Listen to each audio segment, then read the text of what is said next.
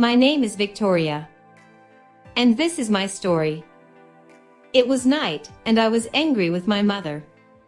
So, I slammed the door as I left the house, angrily walking down the sidewalk. I hated my stepmother. Why did you have to leave me with her, Dad? I crossed the street and walked further down the road. I had no clue as to where I was going. I just moved here. All I knew was that I needed a break from her constant degrading words. I kicked a pebble and looked up at the stars. It was cold outside. Probably around midnight. But I loved it. Nighttime was the ideal time for me. Rarely any social interactions. I found comfort in the darkness. I kept walking until I heard a scream. It startled me for sure, as a gasp escaped my lips. What the fuck? I walked over to where I heard it. At the side of an abandoned-looking house. Peering around the corner, my heart sank at what I saw. There was a man laying on the floor, blood spilling out onto the grass around him. He cried like a baby as he cradled his stomach. Around him stood 5 tall figures, and I felt like I was watching a movie. Fucking Chainsaw Massacre. I mumbled and my eyes instantly widened as I realized I said that out loud. They all looked in my direction, and I took that as a sign that I should start running. So that's what I did. The Usain Bolt in me came out, and I sprinted back down the street desperately. Ha! Not today, Satan. My heart sank into my foot as I heard footsteps running swiftly behind me. But I was smart. I ran behind a few houses, taking random turns but memorizing the direction of my house. I jumped over a fence and listened as the footsteps ran by.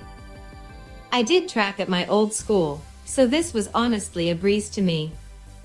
I dusted my jeans before standing on my feet and making my way back home. Dealing with her beats getting killed, I guess.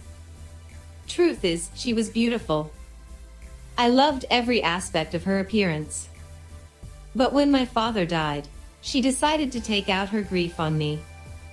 So I started caring less and less. As I opened my door, I made sure that I didn't make a sound. I rushed up the stairs and went into my bedroom, locking the door and sighing. But when I turned around, I was scared shitless. There was a figure sitting on my bed. I knew it couldn't be my stepmother, as he was tall and his shoulders were broad.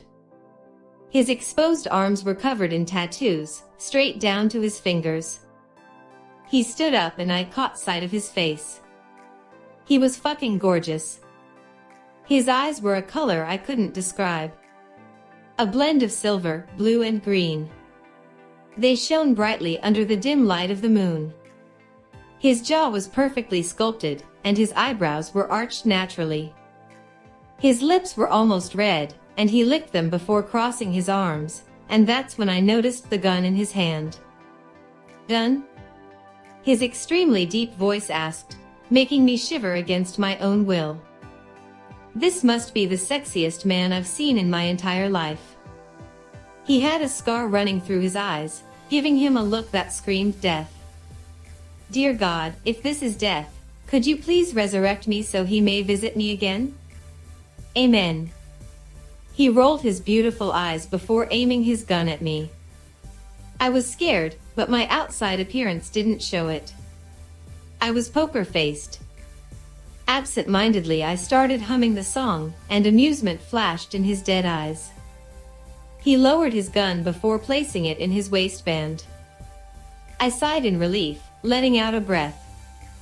What can I do for you? I asked casually, as if he didn't just hold a gun to your head. Depends. What did you see? He asked, adjusting his watch.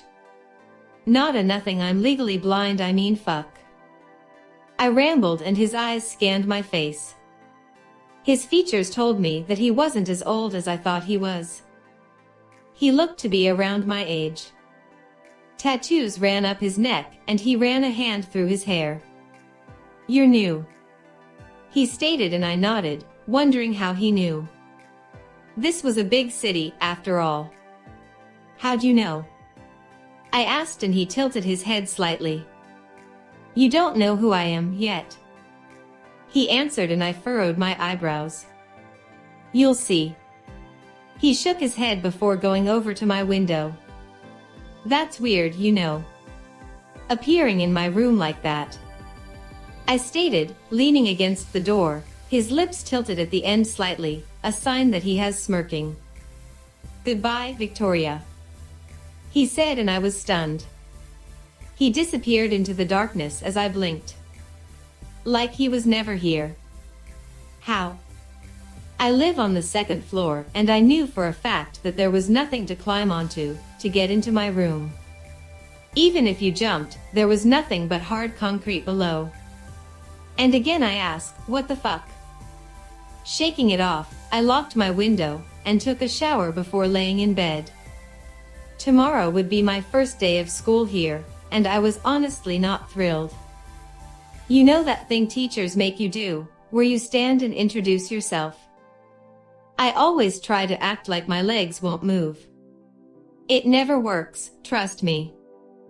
Rolling my eyes, I grabbed my phone and texted my old best friend. She never responds anymore. But I get it. Distance puts a gap in a relationship when you're accustomed to seeing that person every day.